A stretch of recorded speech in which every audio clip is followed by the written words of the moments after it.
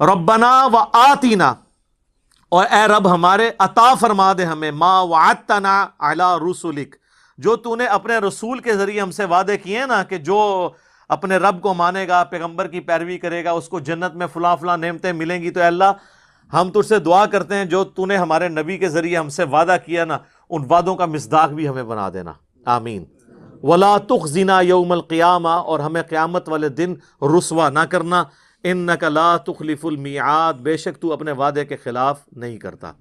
اور واقعی اللہ تعالیٰ اپنے وعدے کے خلاف نہیں کرتا، اس کا وعدہ ہے کہ اس نے اپنے تابع فرمان لوگوں کو جو وقت کے پیغمبر کی آواز میں لبیک کہیں گے، ان کو اپنی رحمت کے مقام جنت میں داخل کرے گا۔ یہ وعدہ اس نے پورا کرنا ہے۔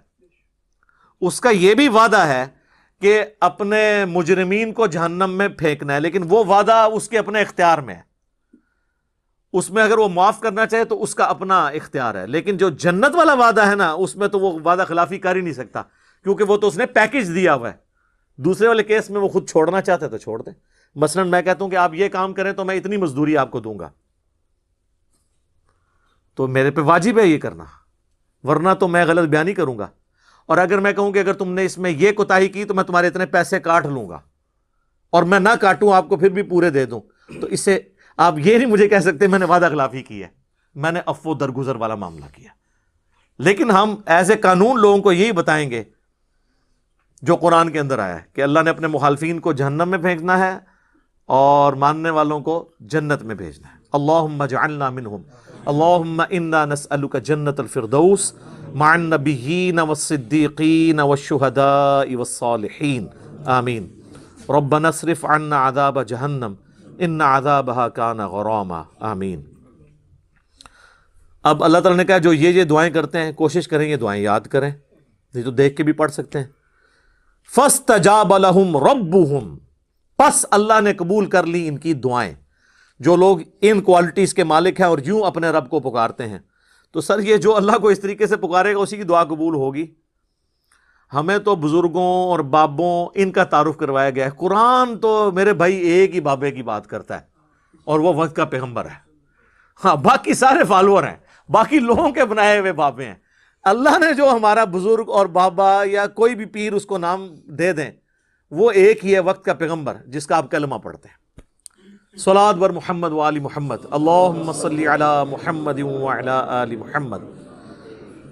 فاستجاب لهم ربهم، پس التجا سن لی ان کے رب نے ایسے لوگوں کی، انی لا اضیع عمل عامل منکم، کہ میں ہرگز ضائع نہیں کروں گا عمل کسی بھی عمل کرنے والے کا تم میں سے، جو وقت کے پیغمبر کی دعوت کو قبول کرے، نیک اعمال کرے۔ اچھا اکثر لوگ کہہ رہے ہوتے ہیں پتہ نہیں ساڑی نماز قبول ہونی ہے کہ نہیں۔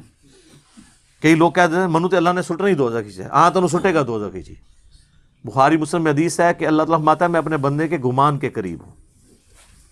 اچھے اعمال کریں، اس کے بعد اچھا گمان رکھیں اللہ سے، زیادہ باریکیوں میں نہ پڑھیں، کیونکہ اللہ تعالیٰ اگر باریکی پہ آ گیا تو پھر تو سر کوئی نہیں بچتا۔ سورہ فاطر میں اللہ نے فرمایا اگر ہم لوگوں کو پکڑنا شروع کر دیں تو روئے عرض پہ ایک بندے کو بھی سلامت نہ چھوڑیں۔ غلطیوں سے پاک صرف اللہ ہے۔ پیغمبروں کو بھی ہم یہ نہیں کہتے، ہم کہتے ہیں گناہوں سے وہ پاک ہیں۔ لغزش خطا پیغمبر سے بھی ہو سکتی ہے، سبحان اللہ ہی ہے صرف۔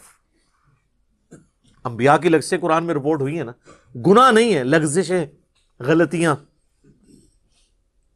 غلطیوں سے پاک صرف اللہ ہے۔ دیکھ لیں حضرت یونس علیہ السلام نے کیا دعا کی ہے، لا الہ الا انت سبحانک، اے اللہ تیرے سوا کوئی معبود نہیں، پاک صرف تو ہی ہے، انی کنت من الظالمین، میں تو انسان ہوں، انسان غلطی کرے گا، میں نے ظلم کرنے والوں میں ہوں۔ حضرت آدم علیہ السلام نے کیا دعا کی، ربنا ظلمنا انفسنا وان لم تغفر لنا وترحمنا لنکونن من الخاسرین۔ تو اللہ تعالیٰ ہمارا جو عمل کرے گا میں کسی کا عمل ضائع نہیں کروں گا، یہ میری طرف سے تسلی ہے۔ کسی کو وہم بھی نہ آئے کہ اس نے وقت کے پیغمبر کی پیروی کی اور پھر بھی اس کے دماغ میں یہ کیڑا ہے کہ پتہ نہیں میرے کے بڑھنی ہے، نہیں، امید کو نہیں چھوڑنا۔ لیکن اس کا یہ مطلب نہیں خالی امید لگا کے بیٹھنی ہے۔ اس کی تو امام غزالی نے بڑی پیاری مثال دی ہے کیمیائے سعادت میں، کہ جو لوگ صرف اللہ کی رحمت پہ بیٹھے ہوئے ہیں نا، عمل نہیں کرتے، ان کی مثال اس کسان کی سی ہے جو زمین میں دانہ نہیں بوتا اور کہتا ہے بارش ہوگی تو خود ہی گندم نکل آئے گی، حالانکہ اس کو بھی پتہ ہے کہ نہیں نکلے گی، ویسے ایسا کسان کوئی نہیں ہوتا۔ یہ مسلمان ہی بنے ہوئے ہیں ایسے کسان اپنی آخرت کے معاملے میں. دنیا میں آج تک کوئی بیوقوف کسان بھی ہے جس نے کہا بارش ہوئی تو خود بخود گندم نکلے گی؟ وہ بھی کہے گا یار میں نے کچھ بویا تو نہیں ہے نا. تو سر دنیا میں اعمال بوئیں گے اور اس کی کھیتی کا انجام آخرت میں ملنے والا ہے اللہ کی رحمت کے ساتھ ان لوگوں کے لیے جنہوں نے دنیا میں کھیتی بوئی ہوگی. من ذکر او انثی، چاہے وہ مرد ہوا یا عورت. یہ اللہ نے عورتوں کی تسلی کے لیے، کیونکہ اکثر قرآن میں ڈومیننٹ صیغہ مرد کا ہی آیا، کیونکہ وہ عرب لینگویج میں بھی اوورال بھی پوری دنیا میں آپ دیکھیں تو زیادہ تر جو ہے وہ ڈومیننٹ، ایون عورتیں جو شاعری کرتی ہیں وہ بھی مذکر کے صیغوں سے کرتی ہیں. ہاں جو اپنے پیروں کے لیے کلام لکھتے ہیں نا تو میں تیری دردی منگ دی، وہ لکھتے ہیں فیمیل، ٹھیک ہے نا. باقی عورتیں بھی جو شاعری کریں گی نا، آپ پروین شاکر کی شاعری پڑھ کے دیکھ لیں، وہ فیمیل کے صیغوں سے نہیں میل کے صیغوں سے. ایک ڈومیننٹ چیز اللہ نے رکھی ہے ظاہر ہے. تو یہاں پہ اللہ نے کلیئر کیا کہ چاہے مرد ہے یا عورت ہے کسی کا عمل ضائع نہیں ہوگا، سب کو اجر ملے گا. بعضکم من بعض، اور یہ جو مرد و عورت کا فرق ہے یہ مطلب اللہ تعالیٰ نے بعض کو بعض میں سے رکھا ہے. مرد کو ذریعہ بنایا ہے عورت کی پیدائش کا. حضرت آدم علیہ السلام کی پسلی سے عورت پیدا ہوئی اور پھر ساری جو مخلوقات ہے وہ عورت کے ذریعے اللہ نے پیدا کی. تو بعض میں سے ہے.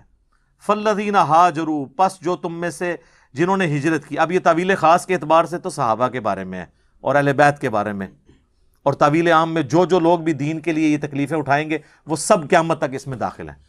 جنہوں نے ہجرت کی وَأُخْرِجُوا مِن دِيَارِهِمْ، اور نکالے گئے اپنے وطن سے. یہاں پہ بھی کئی لوگ داڑھی رکھنے پہ ماں باپ نکال دیتے ہیں، رفع دین کرنے پر رشتہ دار فارغ کر دیتے ہیں.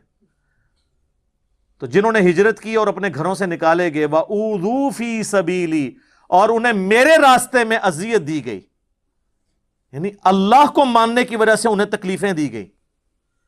وَقَاتَلُوا، اور انہوں نے دین کے لیے قتال اور جہاد کیا. وَقُتِلُوا، اور خود بھی مارے گئے. یہ بھی تو ہو سکتا ہے.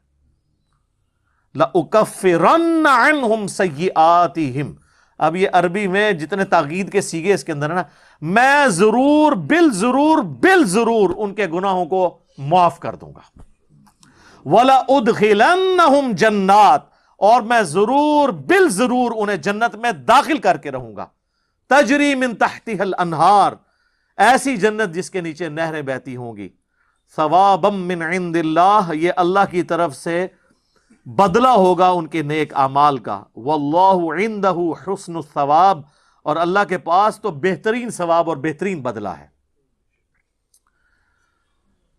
اللہم انا نسألک جنت الفردوس مع النبیین والصدیقین والشہداء والصالحین.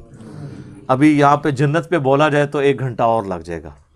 کئی ایک ویڈیوز میری ویسے ریکارڈڈ ہیں.